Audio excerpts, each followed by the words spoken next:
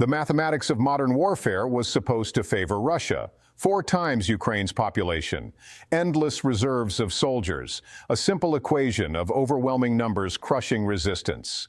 This is the strategy that built empires. This is the calculation that Vladimir Putin made when he launched his invasion. But something has gone catastrophically wrong.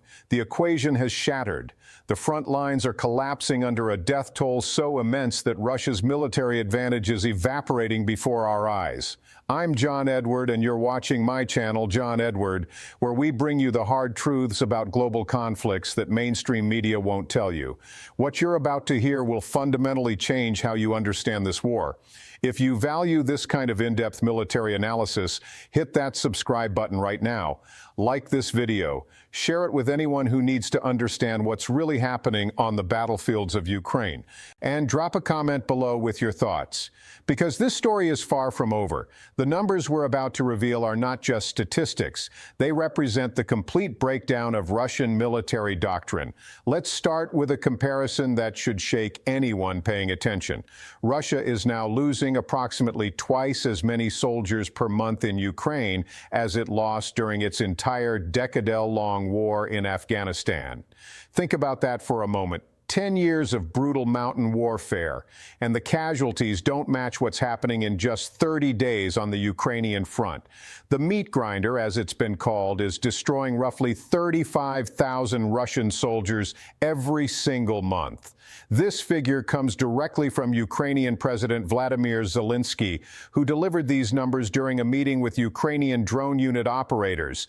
He wasn't just presenting statistics, he was revealing a pattern. Russian fatalities have been climbing steadily month after month throughout 2025. What started as 14,000 deaths per month has now surged to 35,000. The acceleration is terrifying, but the killed in action numbers tell only part of the story. When you add the wounded, the captured, and those who simply desert, the picture becomes even darker for Moscow. Zelensky claims that Russia is experiencing up to 45,000 casualties per month. Meanwhile, Russian mobilization efforts are bringing in between 40,000 and 43,000 new soldiers during the same period. On the surface, these numbers might seem to balance out. They don't. Of those 43,000 recruits, approximately 10 to 15% desert before ever seeing serious combat. Then you have the wounded who are removed from active duty for extended periods or permanently. Zelensky's conclusion is stark. Russia's army is no longer growing. For the first time since this invasion began, the Russian military machine has hit a wall. It cannot replace what it's losing. The advantage that was supposed to guarantee victory, that massive population base, is no longer translating into battlefield strength. And Zelensky credits one specific technology for this stunning reversal: drones. Ukrainian unmanned aerial vehicles have become the primary instrument of Russian military destruction.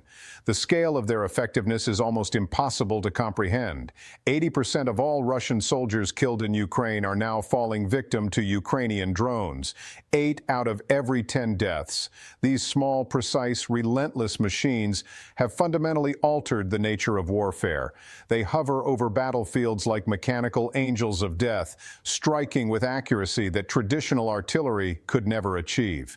The implications of this shift are massive, both for how Ukraine fights and how Russia desperately tries to survive.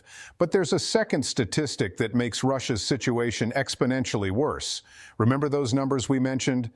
35,000 killed, 45,000 total casualties. Something doesn't add up there, does it? The ratio between dead and wounded reveals a crisis within the crisis. Traditionally, military planners expect a ratio of 1 death for every 3 wounded soldiers.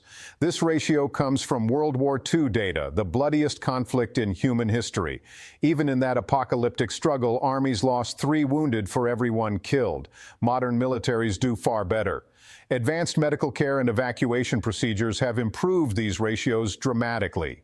During the conflict in Afghanistan, the United States maintained a ratio of 1 death for every 10 wounded soldiers. survivors.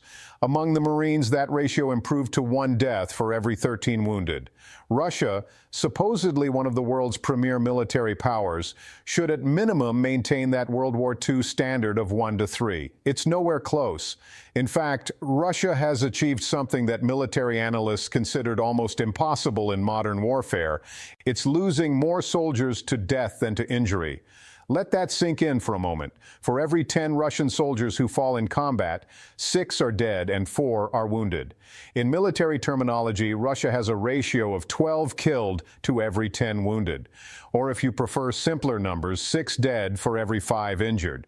This represents a complete inversion of what any functioning military should experience. And this wasn't always the case. Through the first 2 years of the invasion, Russia roughly maintained that 1.3 World War II ratio. Not impressive for a modern military, but sustainable. Then spring of 2024 arrived and everything changed. Slowly, inexorably, Russia's death ratio began deteriorating. 2.3, then 3.3, then the unthinkable reversal. By the end of 2025, 56% of all Russian casualties were deaths, not injuries. This means Zelensky's assessment about unsustainable losses is actually understated. Russia isn't just losing soldiers faster than it can replace them. It's losing them in a way that offers no hope of recovery. A wounded soldier can potentially return to combat. A dead soldier is gone forever. So the question becomes unavoidable. Why is this happening? How has Russia, with all its military might and resources, ended up in this nightmarish situation? The answer lies in 2 interconnected factors that are destroying the Russian military from within. The first, as you might expect, is Ukraine's drone revolution. Over the past 2 years, drones have not just supplemented Ukrainian artillery, they have replaced it as the primary killing mechanism on the battlefield. The numbers behind Ukraine's drone production are staggering. 2025 saw plans to build at least 2.5 million drones. Production capacity may have reached 4.5 million by year's end. Millions of these machines, each one a potential death sentence for Russian soldiers. The reason drones are so much deadlier than artillery comes down to precision versus power.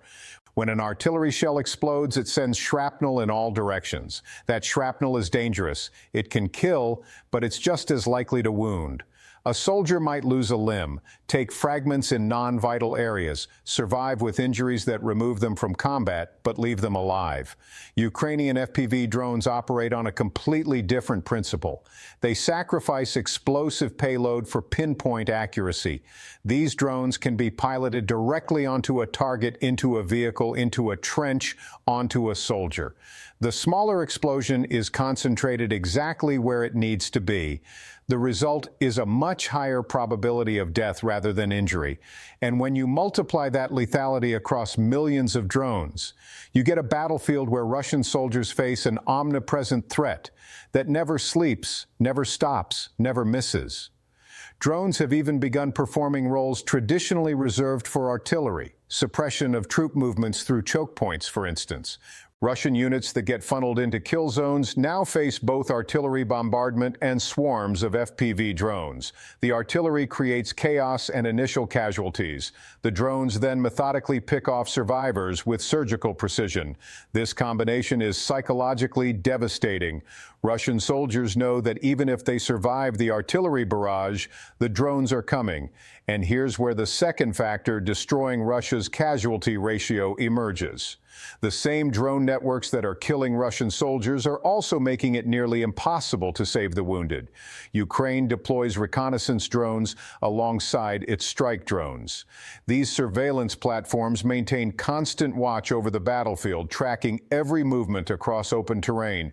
When Russian forces attempt to evacuate casualties, Ukrainian operators see it happening in real time. Strike drones can be redirected to target evacuation teams. The result is that Russian medics and rescue units cannot operate during what military medicine calls the golden hour. This is the critical 60-minute window after injury when evacuation to medical facilities offers the best chance of survival. Ukraine's drone saturation has effectively eliminated the golden hour for Russian forces. Evacuation teams must wait for breaks in drone coverage that rarely come. Minutes turn than 2 hours. Wounded soldiers bleed out in trenches and fields, dying from injuries that proper medical care could have treated. This wasn't a new problem for Russia. Even before the drone revolution of 2025, Russian military doctors were sounding alarms. In July of 2024, reports emerged that soldiers who could have been saved were dying in ditches and mud. Russia's defense ministry claimed a mortality rate of only 0.43% for soldiers who received medical assistance but died anyway. However, Russian doctors used a different metric, potentially savable soldiers.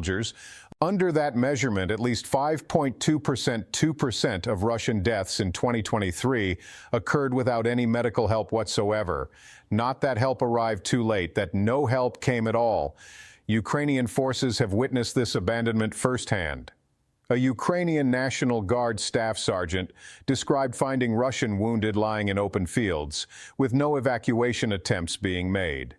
In some cases, Ukrainian soldiers have ended up providing medical care to wounded Russians that their own side abandoned.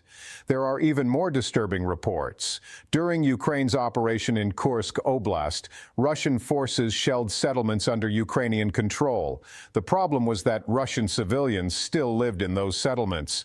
When buildings collapsed, trapping people under rubble, it was Ukrainian soldiers who conducted rescue operations. One Russian woman pulled from the wreckage of her home by Ukrainian troops stated plainly that if Ukrainian soldiers hadn't been there, she doesn't know what would have happened to her. Think about that. Russian civilians have a better chance of being rescued by their country's enemies than by their own military. This abandonment has become systematized through Russia's infiltration tactics. Small units of soldiers are sent across Ukrainian lines to occupy positions and wait for reinforcements. Those reinforcements frequently never arrive. If an infiltrator is wounded behind Ukrainian lines, no Russian evacuation team is coming. They either hope for Ukrainian mercy or they die alone. This is the reality of Russian military operations in 2025. So what does all this mean for Russia's future military capability?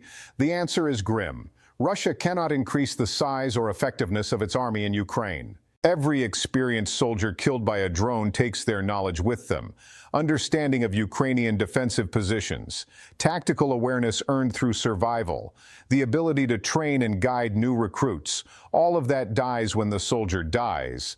And Russia is replacing these veterans with fresh recruits who have never seen combat, have no mentors to teach them, and are being thrown into a meat grinder that is more efficient at killing than at any previous point in this war. This creates a death spiral. Each new wave of soldiers is less experienced than the last. Less experienced soldiers die faster. The cycle accelerates. On the numerical front, Russia's situation may be even worse. Russia's recruitment target for 2026 is 409,000 soldiers. That's roughly 34,000 per month. Remember that 35,000 Russians were killed in December alone. Russia is now recruiting fewer soldiers than it's losing to death before even accounting for the wounded. Ukraine has set a target of 50,000 Russian deaths per month for 2026. If Ukraine achieves that goal, Russian recruitment will fall catastrophically short of replacing losses. The mathematical advantage that Putin counted on has evaporated. The European Council on Foreign Relations calls this the shattering of the Russian endurance myth. Despite all the blood, all the suffering, all the death, Ukraine still controls roughly 80% of its internationally recognized territory. Since 2014, Russia has managed to capture only an additional 13% of Ukrainian land, 116,000 square kilometers purchased with hundreds of thousands of Russian lives. The bells are tolling for the Russian front line. The forces aren't completely collapsed yet, but these numbers reveal an army on its deathbed. Endless waves of poorly trained replacements, catastrophic casualty ratios, vanishing medical evacuation, drone swarms that kill with impunity. Putin's strategy of attrition is eating itself. Before you go, make sure you're subscribed to my channel, John Edward. Hit that notification bell. Drop a comment telling me what you think happens next. Share this video with everyone who needs to understand the real state of this war, because what comes next will determine the future of an entire region.